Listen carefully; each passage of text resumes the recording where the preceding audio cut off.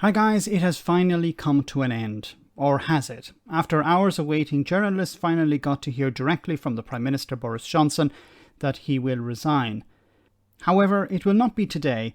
The Prime Minister spent the morning putting new people in places that were vacated, in some cases the same day. Northern Ireland and Wales have new Secretaries of State. There's a new Education Secretary. But at the time of this recording, I think we're still waiting for more senior cabinet nominations. Johnson was also somewhat upstaged as he spoke. Have a listen. Thank you. It is clearly now the will of the Parliamentary Conservative Party that there should be a new leader of that party and therefore a new Prime Minister. And I've agreed with Sir Graham Brady, the chairman of our backbench MPs, that the process of choosing that new leader should begin now. And the timetable will be announced next week. And I've today appointed a cabinet to serve, as I will, until a new leader is in place. So I want to say to the millions of people who voted for us in 2019, many of them voting Conservative for the first time, thank you for that incredible mandate, the biggest Conservative majority since 1987, the biggest share of the vote since 1979.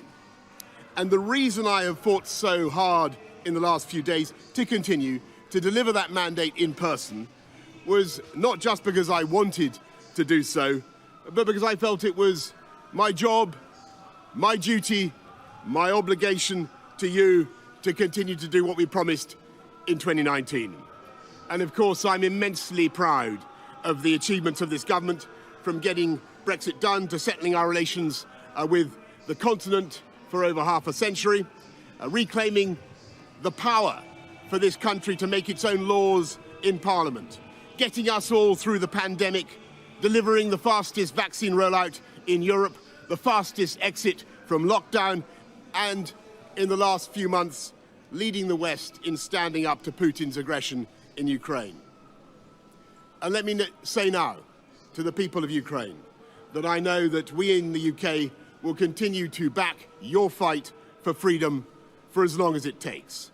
And at the same time, in this country, we've been pushing forward a vast programme of investment in infrastructure and skills and technology, the biggest in a century, because if I have one insight into human beings, it is that genius and talent and enthusiasm and imagination are evenly distributed throughout the population, but opportunity is not. And that's why we must keep levelling up, keep unleashing the potential of every part of the United Kingdom.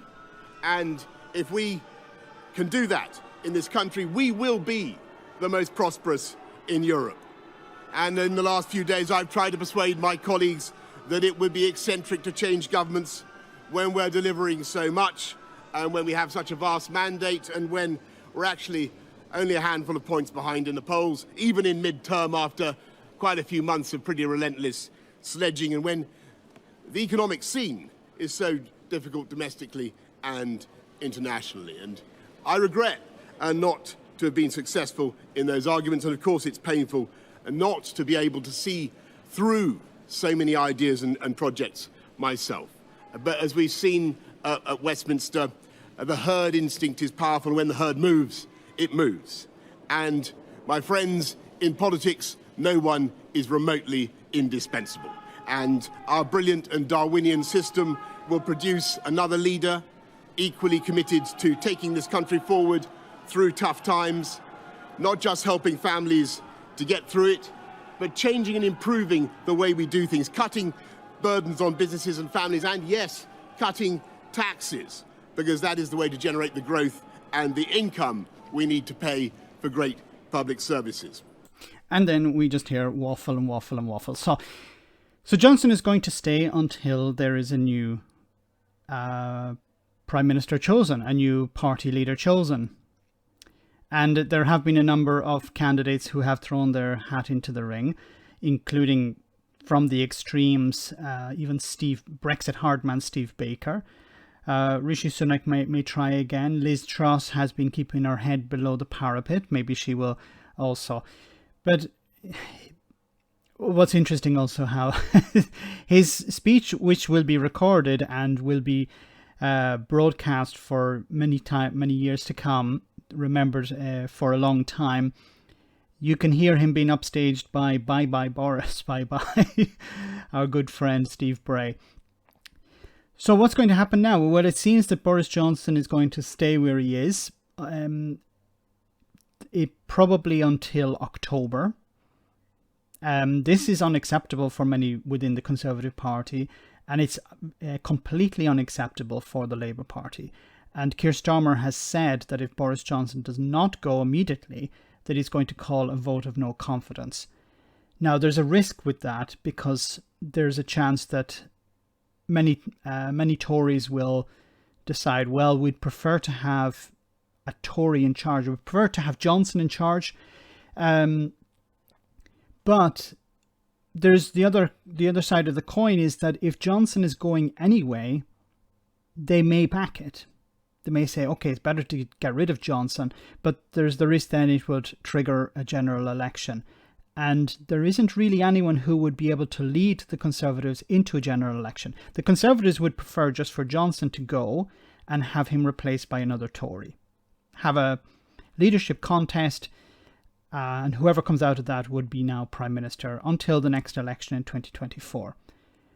That's not what the Labour Party want. They want an election now, because it'd be likely Johnson would try to lead, or whoever would replace him would try to lead, but the legacy of Johnson would be fresh in people's minds and it'd be extremely damaging to the Conservatives, and they'd likely lose a lot of seats. And I don't know if they would be completely out of power, whether they would lose any sort of majority, whether they would actually hold on to something remains to be seen. But the fact that Johnson is not going until a leader has been chosen is going to continue to damage the Conservatives. Now, he has found some people willing to join his cabinet. That was surprising, but he has found some people. Some of them are actually Remainers, which is interesting as well. This is Johnson trying to hold on for another bit. And the longer he holds on, the more damaging it is to his party and to the country. He should go. He should go immediately. There should be a general election.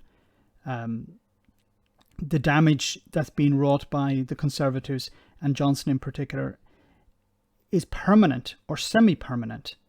There needs to be a pragmatic approach. There needs to be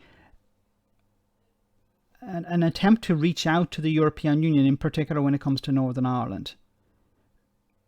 And I fear what's going to happen is Johnson will be replaced by another Brexiteer. Someone not acting like a clown, but somebody acting in a more callous way. And this is not what the country needs at the moment. But the next few hours and days are going to be very interesting. There's the possibility of a no confidence vote next week. Whether the Tories will back it, whether they'll support getting rid of Johnson or not, remains to be seen. He may attempt to reach out to people who disagree with him within the party and try and bring them on board. Or it may be a massive coup for the Labour Party, get him out, get the Conservatives out and call an election. But let's see how things pan out. Let me know in the comment section, guys, what you think. As always, your comments are greatly appreciated. Thanks a lot.